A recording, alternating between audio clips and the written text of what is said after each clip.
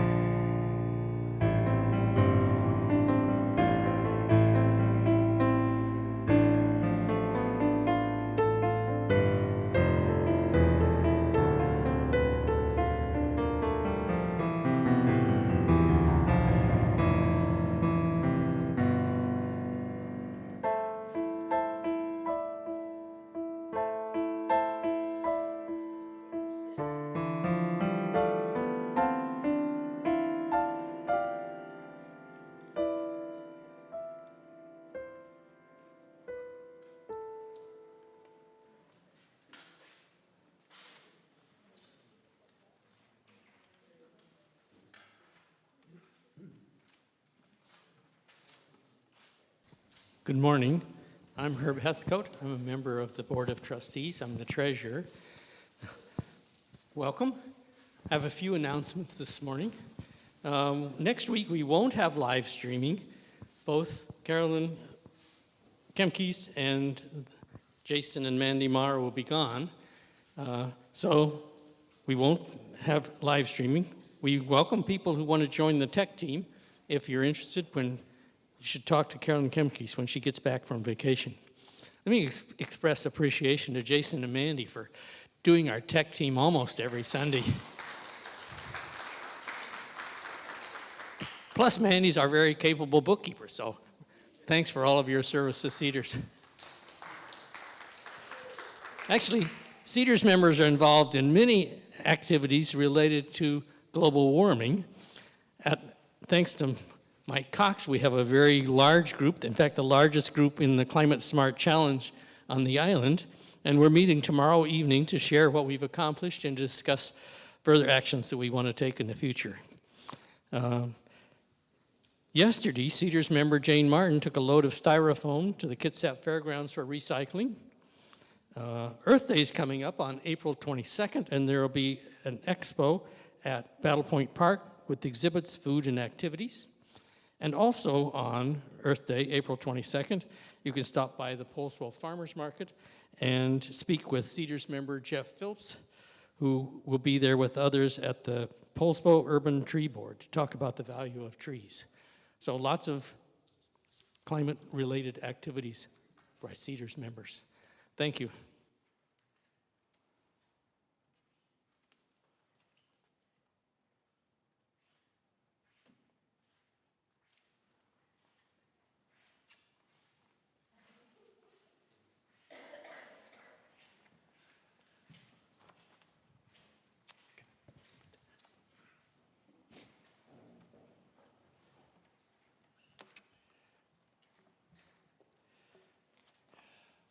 My opening words today are from the poetry of Hindu poet Kalidasa. Look to this day, for it is life. In its brief course, life, like all the verities and realities of your existence, the bliss of growth, the glory of action, the splendor of beauty. For yesterday is but a dream, and tomorrow is only a vision, but today, well lived, makes every yesterday a dream of happiness, and every tomorrow a vision of hope. Look well, therefore, to this day.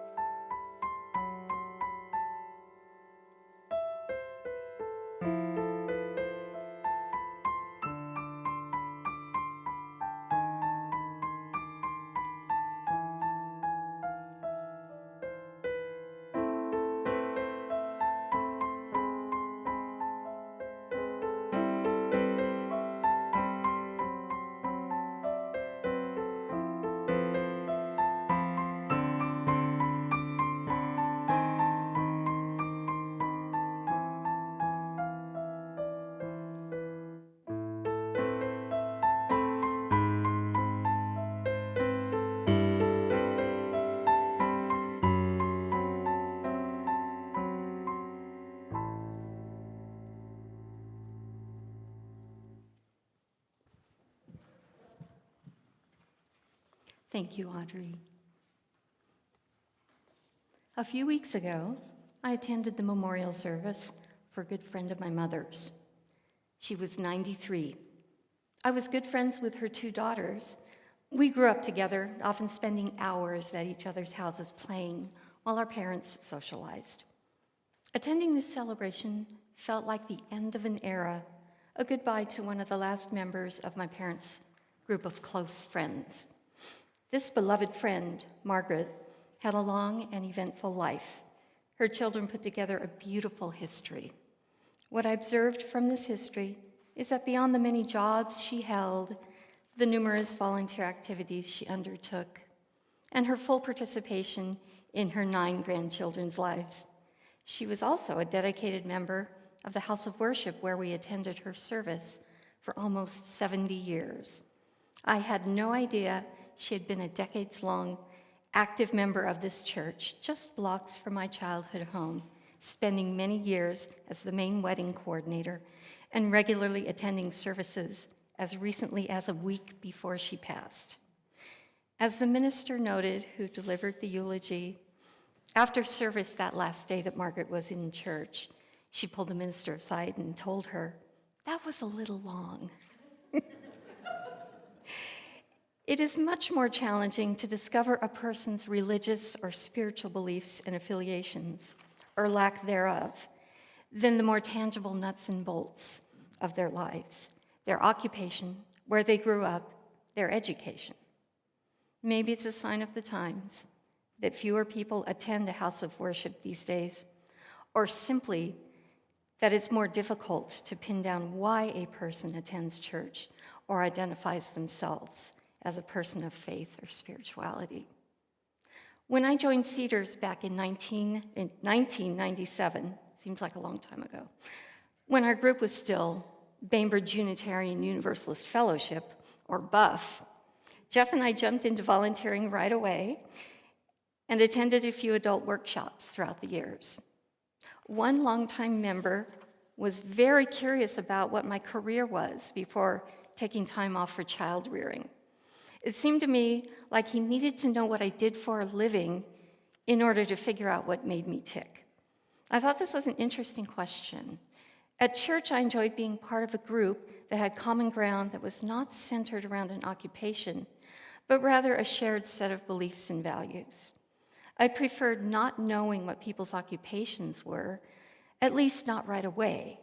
It leveled the playing field somewhat and freed my mind from stereotyping and prematurely judging people based on their day job.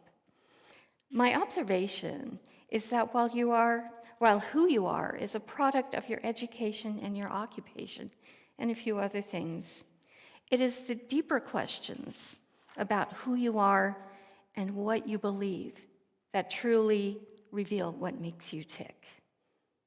I dedicate the lighting of the chalice to all the parts of our lives that make us who we are, the tangible and the esoteric. Here at Cedars, we are fortunate to freely share all of these parts. Please join me in the affirmation printed in the order of service as I light the chalice.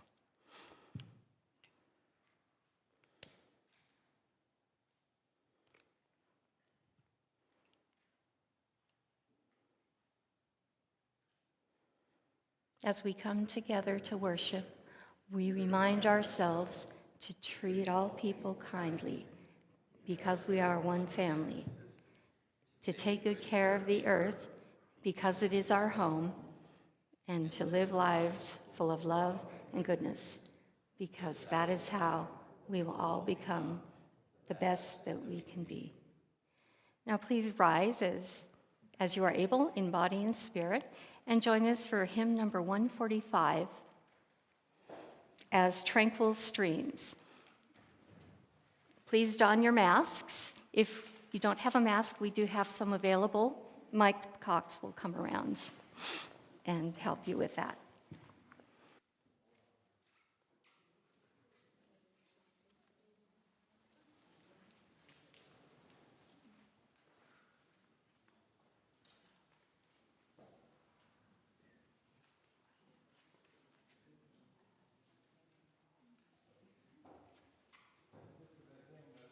That we don't know very well. I've asked Audrey to play it through once so you can get the hang of it a bit, and then we will sing all the verses.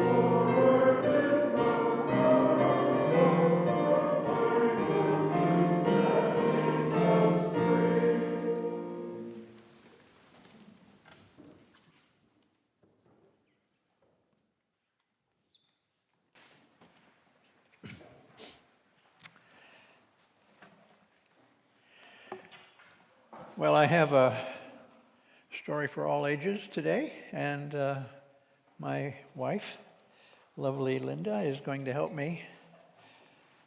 We happen to have 2 copies of this book. Actually, there's a series of books, Henry books, by a writer named D.B. Johnson that illustrates different aspects of Henry David Thoreau's life. Henry is a bear. This one is Henry Works. In his graduation speech, Henry David Thoreau said, "The order of things should be somewhat reversed. The 7th should be our day of toil, wherein to earn our living by the sweat of our brow, and the other 6, our Sabbath of the affections and the soul, in which to range this widespread garden and drink in the soft influences and sublime revelations of nature." Throughout his life, he pretty much kept that promise, working odd jobs so that he had leisure to saunter in the woods and fields surrounding Concord, his native village. In his most famous book, Walden, he wrote, "For many years I was a self-appointed inspector of snowstorms and rainstorms. I did my duty faithfully, surveyor, if not of highways, then of forest paths and all across-lot routes, keeping them open, and ravines bridged and passable at all seasons, where the public heel had testified to their utility." No wonder his neighbors shook their heads. Why was he wasting his life walking in the woods? They could not see the real work Henry was doing.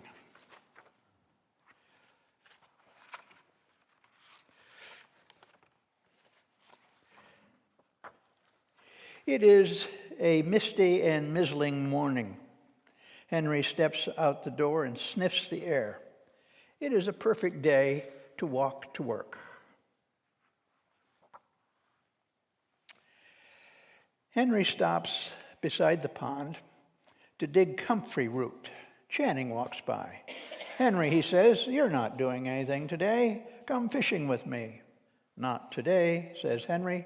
"I'm walking to work." Henry puts the comfrey root in his hat and walks down the path.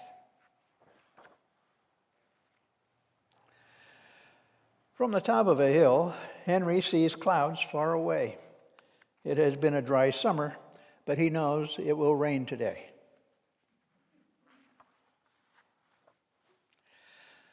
The rain will not come until afternoon, so Henry fills his cup with water and sprinkles it on the milkweed flowers. Hosmer meets him on the path. "Are you being a rain cloud today, Henry?" he asks. "I'm walking to work," Henry says. At the brook, Henry cuts a pole from a pine branch. With it, he pushes 3 crossing stones into place. He puts the pine needles in his hat with the comfrey root. Henry tramps a trail across Hosmer's field and finds a fox's den. Mrs. Hosmer is sitting at her front window. Henry calls to her. "Keep your chickens inside tonight. There's a fox around," he says.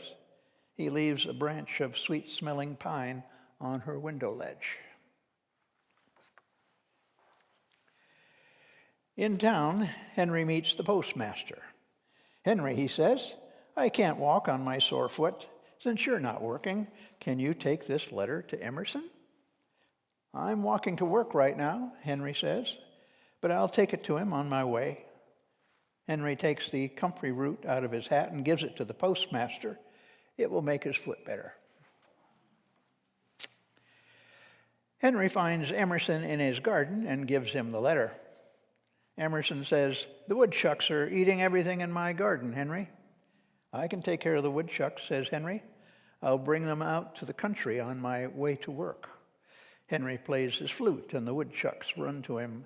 He tucks one in each pocket and walks off through the woods. In Alcott's field, where Henry sets the woodchucks free, he finds a patch of wild strawberries. He digs up some of the plants and puts them in his hat.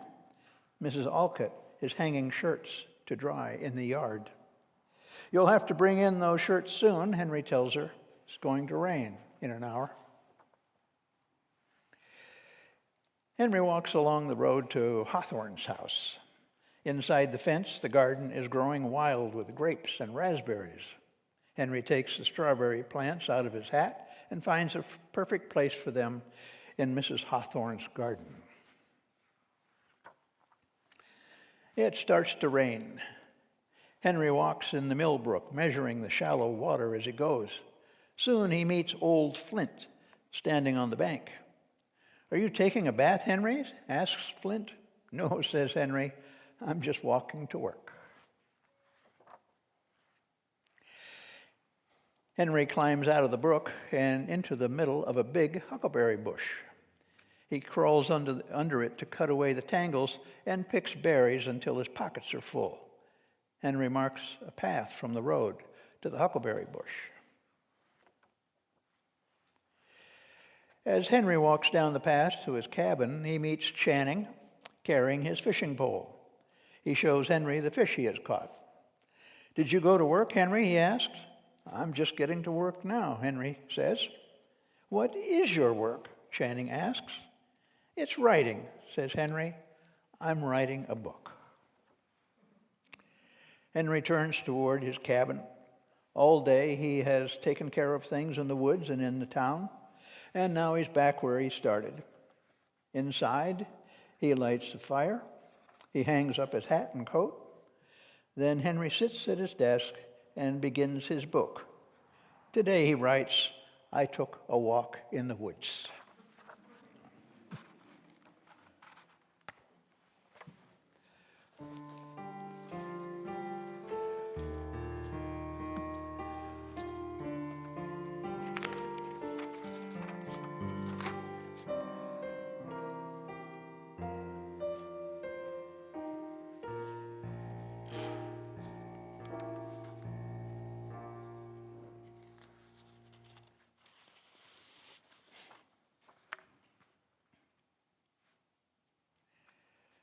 I offer these words from Henry Thoreau as our centering moment for today.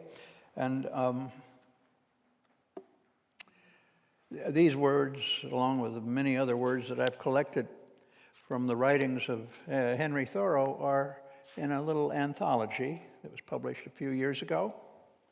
I just happen to have a couple of boxes full of these. And I think if I sold one every day of my life, I would still have some left over. Anyway, I have copies of this in the back, and I invite you all to take one with you when you leave today. They are his thoughts, which I have arranged for every day of the year.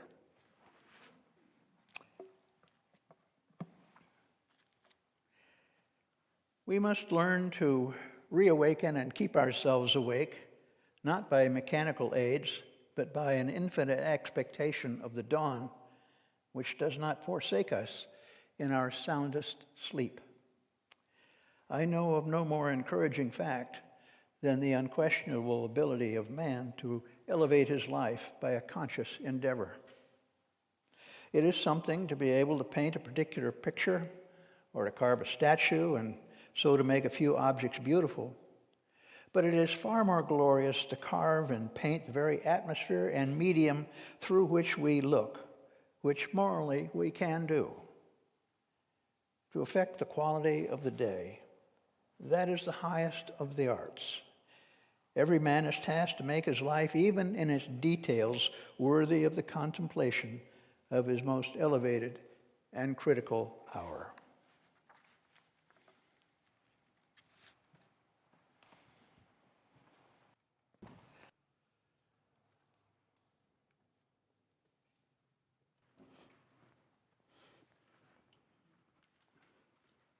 Share your joys with us so we may celebrate with you.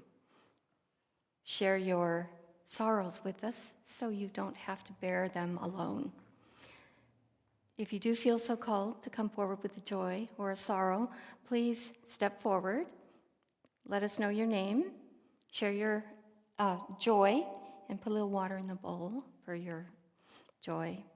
Or share your sorrow and put a stone in the water for the sorrow. For those at home, this portion will not be live streamed or recorded, but know that we will be holding you in our hearts.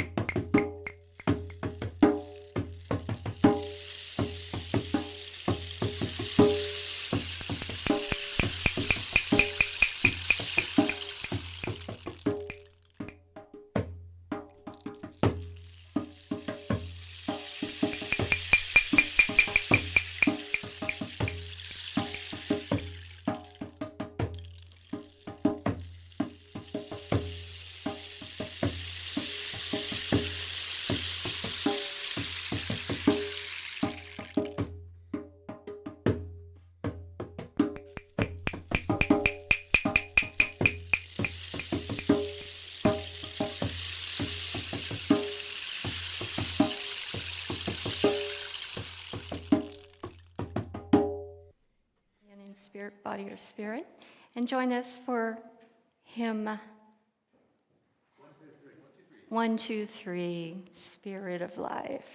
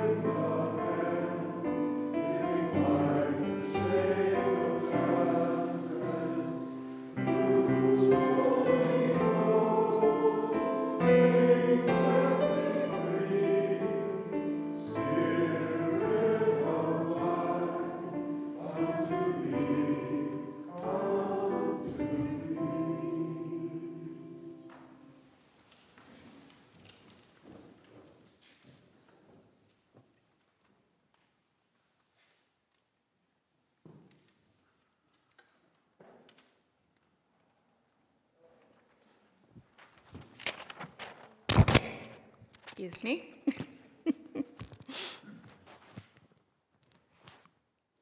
This congregation is a theologically diverse religious community with membership open to all who are in accordance with our principles, mission, and vision.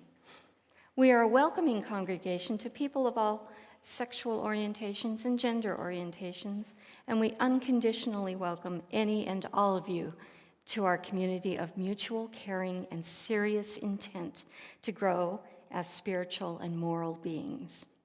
Our congregation is entirely self-governed by democratic process. One of the privileges of our free church tradition is to provide all of the financial support for our many ministries from among ourselves. Generosity, therefore, is one of the spiritual values we recognize as central to our personal and our institutional well-being. If you are visiting for the first time, we hope that you will let the basket pass. We are simply glad that you are here with us today. Will the ushers please come forward for the offering?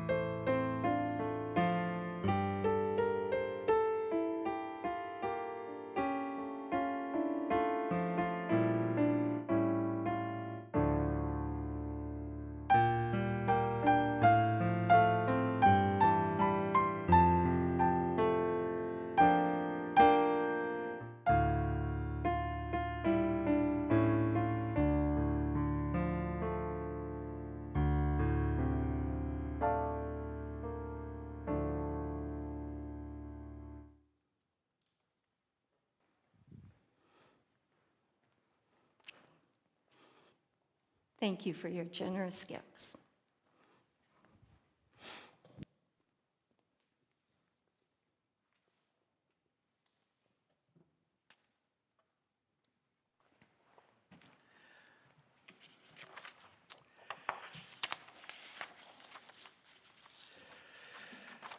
You may have noticed that I changed my topic for today's service. I had intended to speak on proposed changes to the governance of the Unitarian Universalist Association and their impact on Unitarian Universalist congregations. But as I thought more about it, it occurred to me that it was better suited to a discussion than a sermon, and if there is interest, I would welcome an opportunity to schedule such a discussion at the Cedars Center in a week or so. You might check the weekly bulletin for an announcement of that. Instead, I'd like to share with you this morning some of what I've written for my latest book, Mother Nature's Child, The Spiritual Message of Henry David Thoreau, which will be published by the University of Massachusetts Press. I thought it especially appropriate considering the fact that this coming Saturday is Earth Day. And as I said a few moments ago, there are copies of my anthology on a table back by the door, and I invite you to take one if you're interested as you leave today.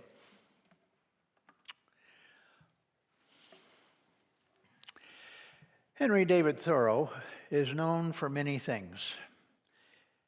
He was by turns a school teacher, a pencil maker, a surveyor, and a handyman.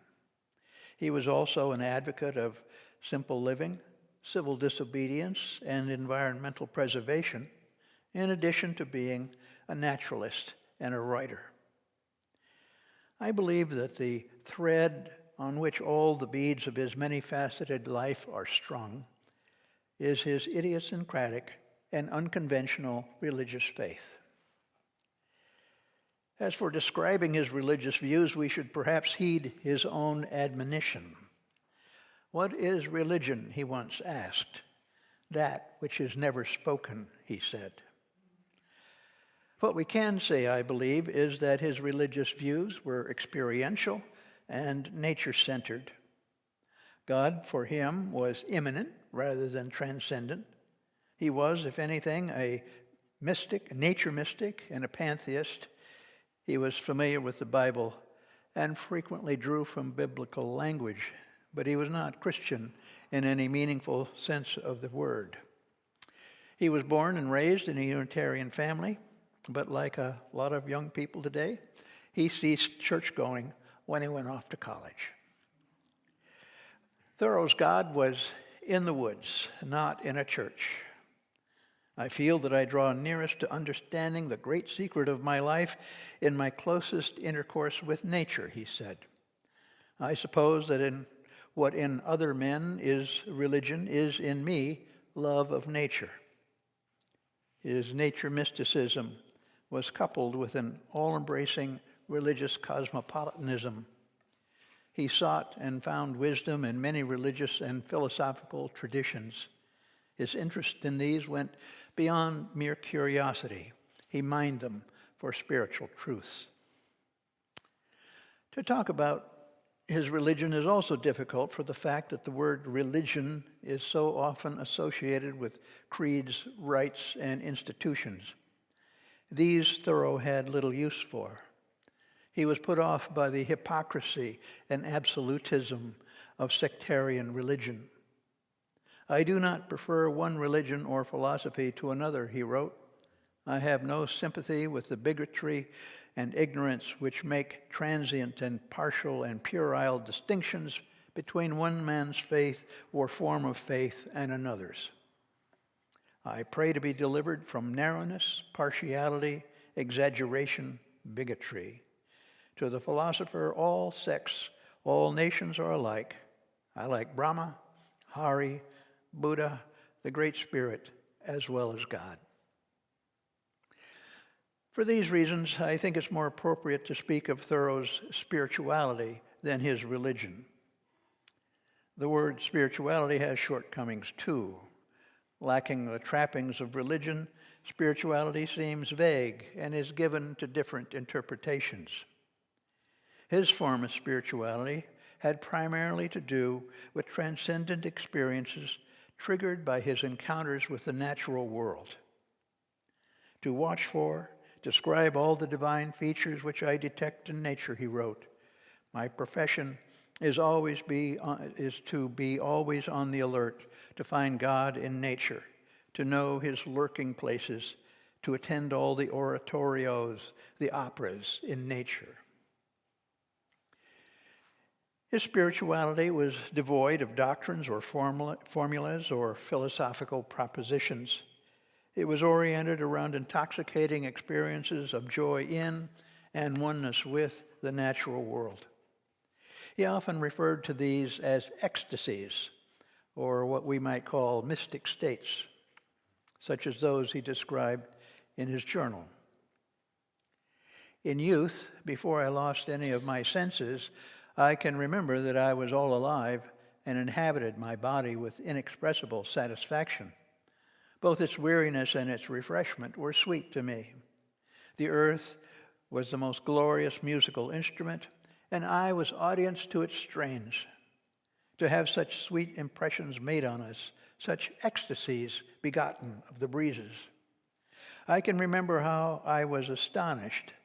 I said to myself, I said to others, there comes into my mind or soul an indescribable, infinite, all-absorbing, divine, heavenly pleasure, a sense of elevation and expansion, and I have had naught to do with it. I perceive that I am dealt with by superior powers. I was daily intoxicated, and yet no man could call me intemperate. With all your science, can you tell how it is and whence it is that light comes into the soul? This passage reveals a central paradox of the spiritual life. Ecstatic experiences are noetic, William James tells us.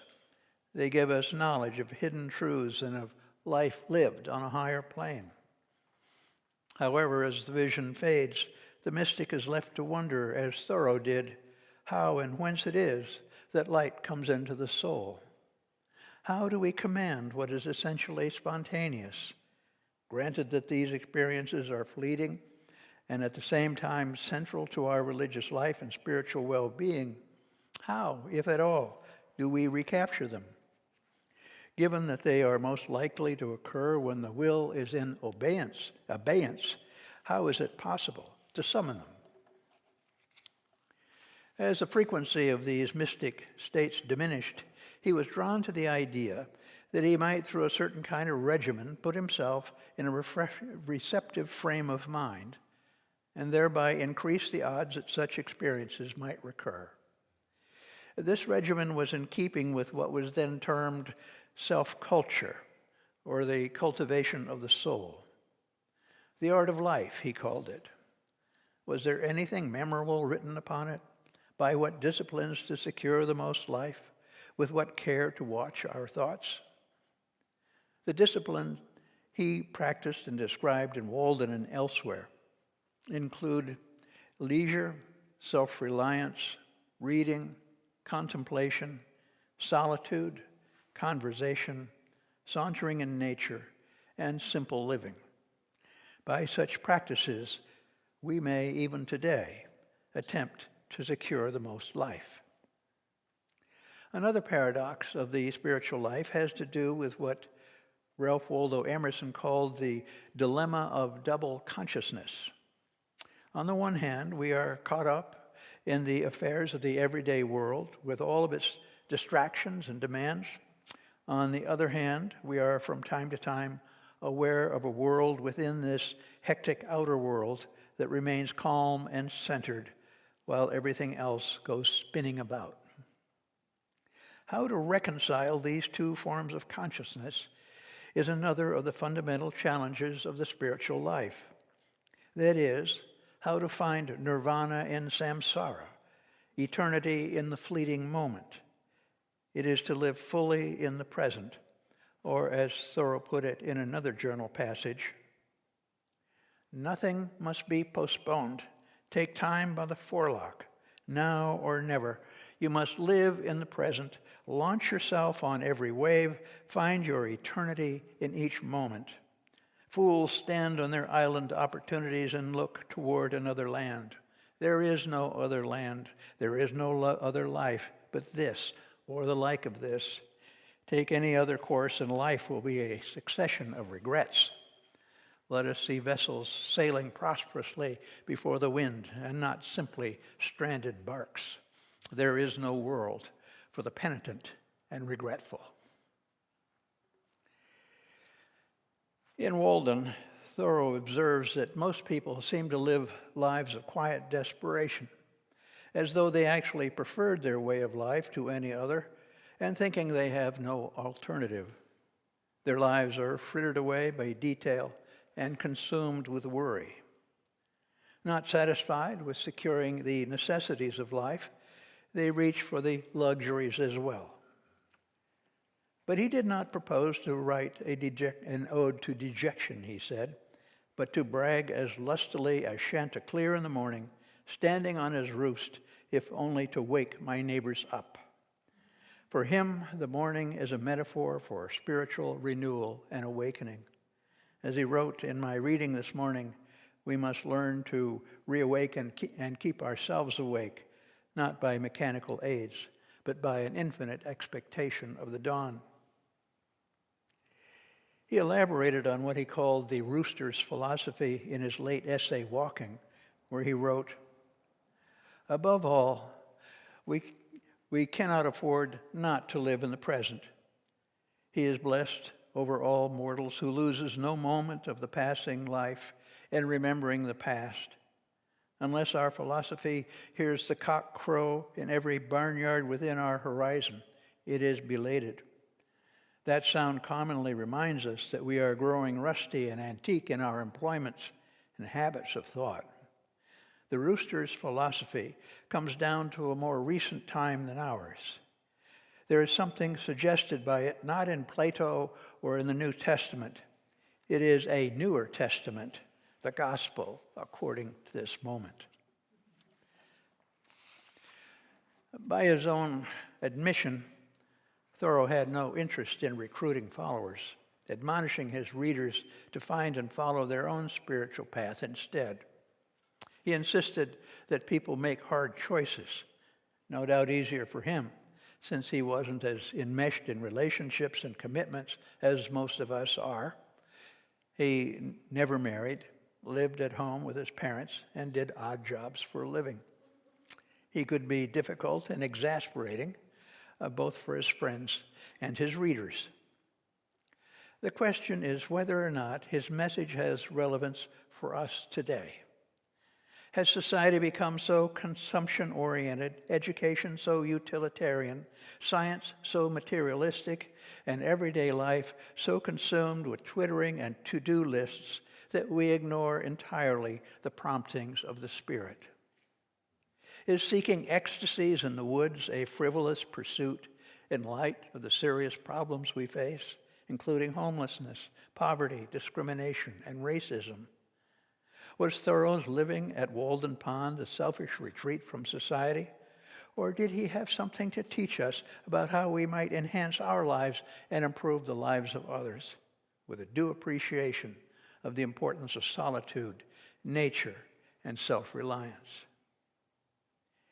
The issues Thoreau addressed in his writing and in his life are perennial and universal in human experience. Anxiety, alienation, prejudice, and a lack of meaning and purpose in life. In response to these, he continues to challenge us to live a life that is deliberately chosen, rather than one that is laid out for us by others, or simply fallen into by force of habit. Today, we are living in the aftermath of a worldwide pandemic, which has taken the lives of millions of people. At the same time, climate change is contributing to a dangerous combination of rising sea levels, drought, wildfires, and weather-related disasters. The nation continues to struggle with economic and racial injustice. We are also faced with the depletion of natural resources, species extinction, and mountains of waste due to unconstrained growth. In light of such challenges, it might seem that any advice from Thoreau is ineffectual and that comparing our world to his is unwarranted. In fact, there has never been a period in our history without suffering, struggle, and hardship, his included. To some of his readers, withdrawing to the pond seems more like an escape than an answer. But his retreat to Walden Pond was strategic. It was not simply to get away and absolve himself of responsibility for the nation's problems. It was to disengage from conformity and complicity, to break the hold of an unhealthful and unjust social order on its citizens, and to rethink his position.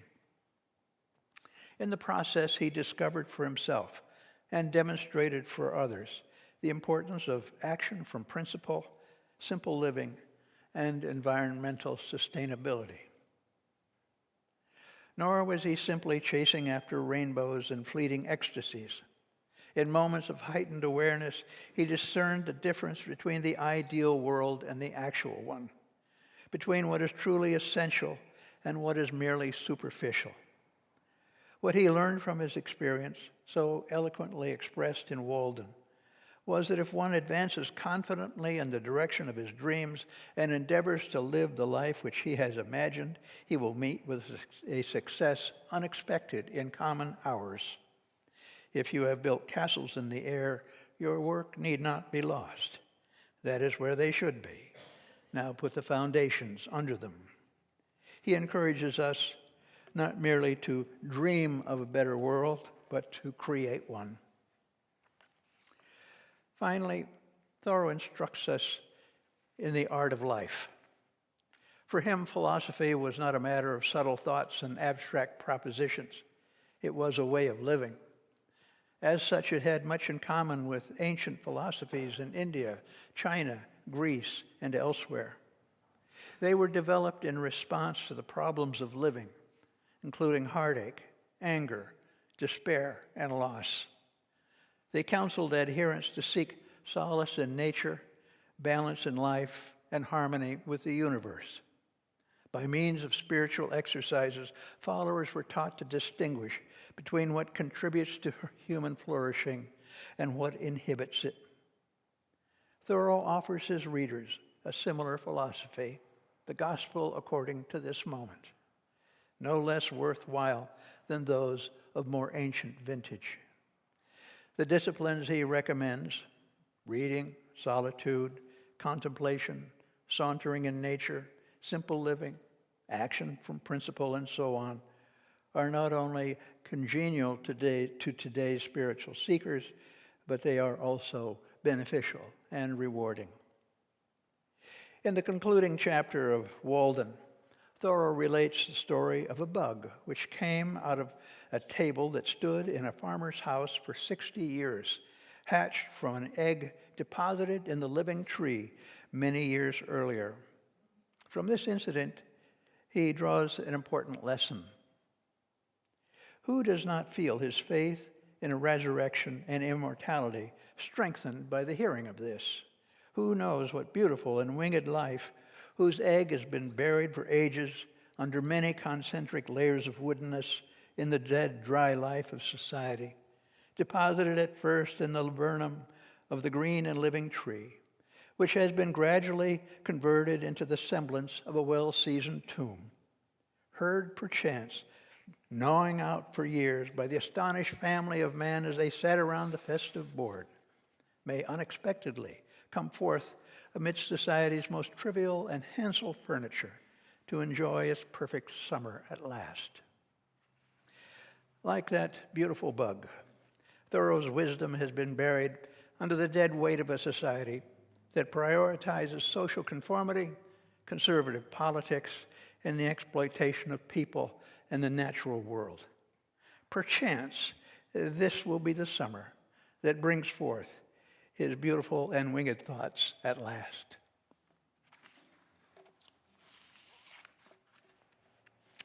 Thank you. And now I believe we have a hymn to sing.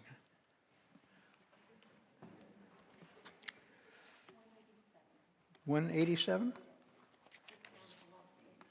Sounds Along the Ages, number 187. Once again, I'll have Audrey play this through once, and then we'll sing all the verses.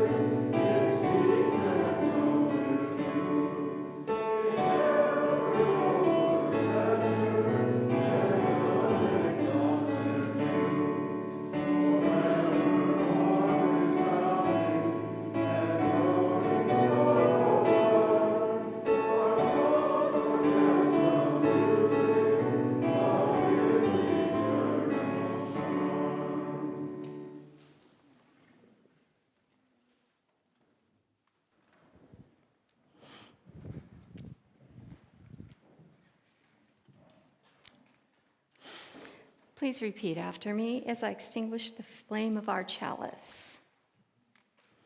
We extinguish this flame, but not the light of truth. The warmth of community or the fire of commitment. These we carry in our hearts until we are together again.